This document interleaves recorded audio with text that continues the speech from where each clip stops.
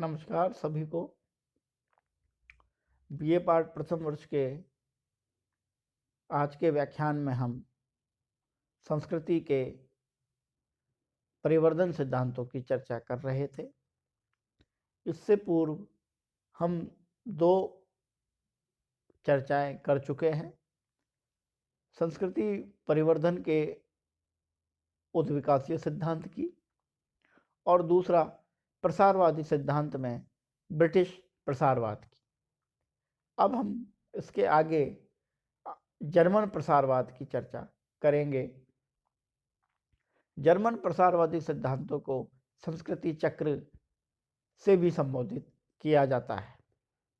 इस सिद्धांत के समर्थकों में गबेनर, एकरमैन, स्मिट आदि विद्वानों को रखा जाता है और इन्होंने भौतिक संस्कृति के प्रमाणों पर अत्यधिक निर्भरता दिखाई है।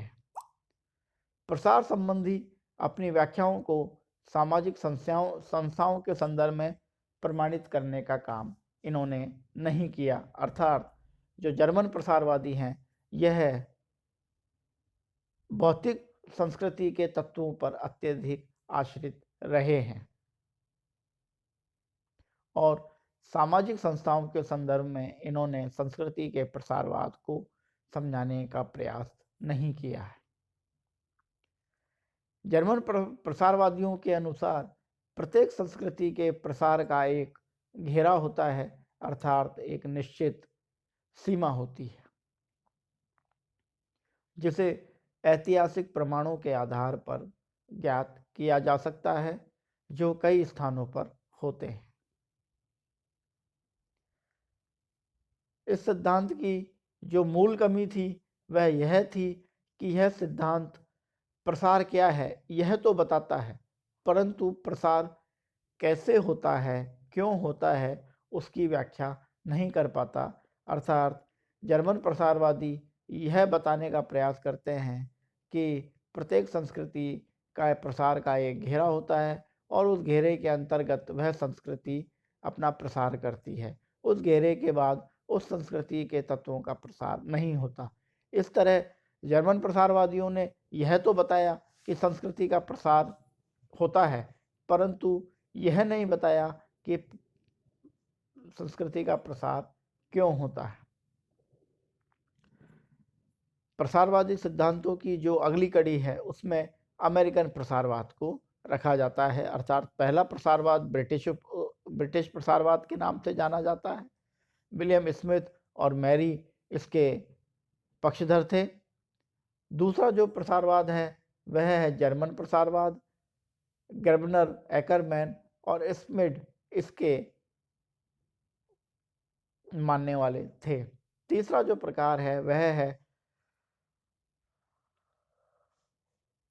American प्रसारवाद। French Boaz, Clark whistler इस अमेरिकन प्रसारवाद के प्रमुख प्रतिपादक रहे हैं। फ्रेंच बोआस ने इस तथ्य पर प्रकाश डाला है कि प्रसार क्यों होता है और इन्होंने प्रसार संबंधी अध्ययनों को निम्न क्रमावस्थाओं में बांटने पर भी बल दिया है। ये क्रम कौन से हैं, अब हम इनकी चर्चा करेंगे। प्रसार स्थिति के तथ्यों का वर्णन, अर्थात सबसे पहले फ्रेंच बोआस ने प्रसार स्थिति के तथ्यों का वर्णन किया है।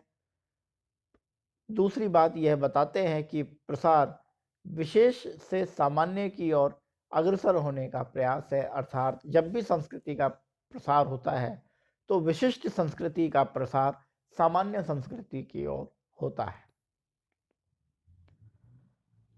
प्रसारित तथ्यों के वास्तविक वितरण के निश्चित भू क्षेत्रों का मानचित्र बनाएं और इस क्रम में पूरे महाद्वीप और भूमंडल का मानचित्र बनाया जा सकता है। अर्थात अमेरिकन प्रसारवादियों का तीसरी मान्यता यह भी है कि हमें संस्कृति के प्रसार के भूनिश्चित क्षेत्रों का निर्धारण करना चाहिए और उनके मानचित्र तैयार करने चाहिए। साथ ही अमेरिकन प्रसारवादियों का यह भी मानना है कि संपर्क की गत्यात्मकता के कारणों का पता लगाया जाना चाहिए, जो कि व्यक्ति के मानसिक गठन से संबंधित हो सकते हैं। अर्थात जो संस्कृति की गतिशीलता है, उस गतिशीलता के पीछे जो कारक है, उनका पता भी लगाया जाना चाहिए। और अमेरिकन प्रसारवादियों की यह मान्यता है कि इसके पीछे व्यक्ति का जो मानसिक गठन है, वह बहुत महत्वपूर्ण तथ्य हो जाता है। क्लार्क विस्लर ने इन मौलिक विचारों को आगे बढ़ाया, अर्थात फ्रेंच बोआस की जो मान्यताएं थी उसको और इन्होंने मजबूत किया। और बोआस ने जिसे फ्रेंच बोआस ने जिसे निश्चित क्षेत्र कहा, उसे संस्कृति के नाम से परिभाषित किया। क्रोबर ने अमेरिका और अफ्रीका के भिन्न भिन्न क्षेत्रों का निश्चित कर उनका अध्ययन भी किया। अर्थात अमेरिकन प्रसारवादियों के जो दूसरे विद्वान हैं, क्लार्क विस्लर ने फ्रेंच बोआस के विचारों को आगे बढ़ाया। और फ्रेंच बोआस जिसे निश्चित क्षेत्र कहते हैं, उसे संस्कृति के नाम से परिभाषित क्रोबर ने किया। इस क्रम में क्रोबर ने अमेरिका और अफ्रीका के भिन्न भिन्न क्षेत्रों को निश्चित कर उनका अध्ययन किया और उन क्षेत्रों को संस्कृति क्षेत्र कहा।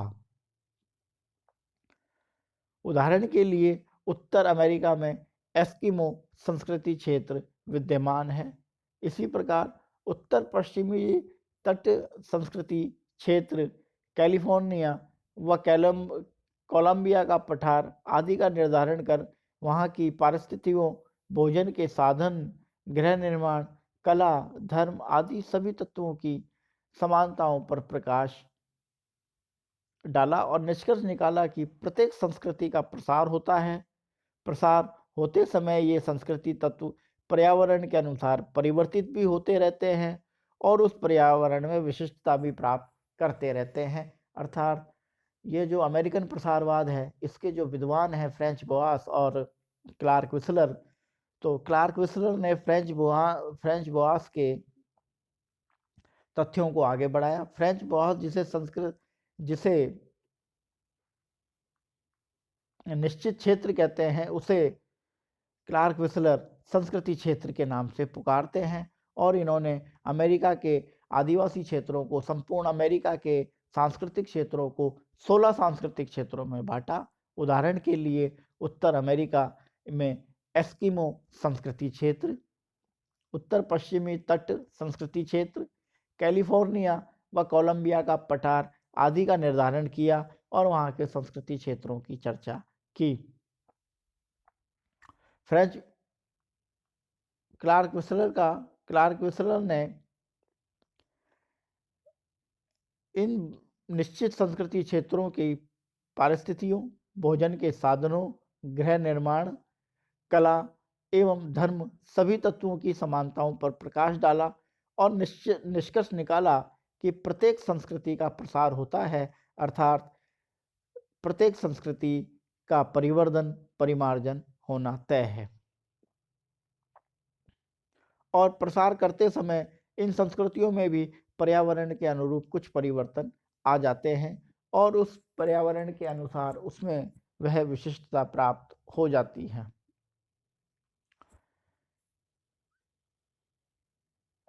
क्रोबर के अनुसार संस्कृति क्षेत्र की 2 महत्वपूर्ण विशेषताएं होती हैं।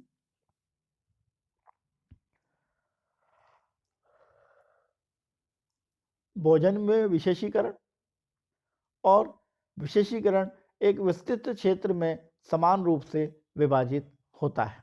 अर्थात क्रोबर जब ये कहते हैं कि जब संस्कृति क्षेत्र का निर्धारण होता है, तो संस्कृति क्षेत्र के अनुरूप भोजन में विशेषीकरण देखने को मिलता है।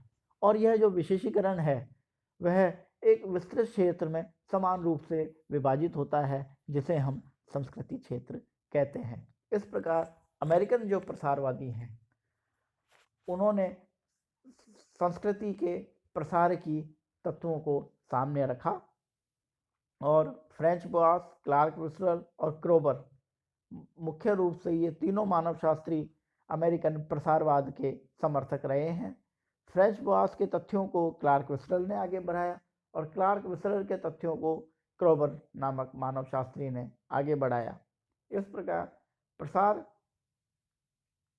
अमेरिकन प्रसारवाद की चर्चा हमने आज के अध्याय में की, और जो ये प्रसार की जो 4 महत्वपूर्ण बातें हैं, प्रसार स्थिति परिस्थिति के तथ्यों का वर्णन करता है, विशेष रूप से विशेष से सामान्य की ओर अग्रसर होता है, और एक निश्चित भूक्षेत्र का मानचित्र हमें अमेरिकन प्रसारवादियों की मान्यता है कि बनाना चाहिए, और हमें जो संपर्क है अर्थात संस्कृति की जो गत्यात्मकता है उसके कारणों का भी पता लगाना चाहिए, और मूल रूप से ये कारण मनुष्य के व्यक्ति के मानसिक गठन से संबंधित हो सकते हैं।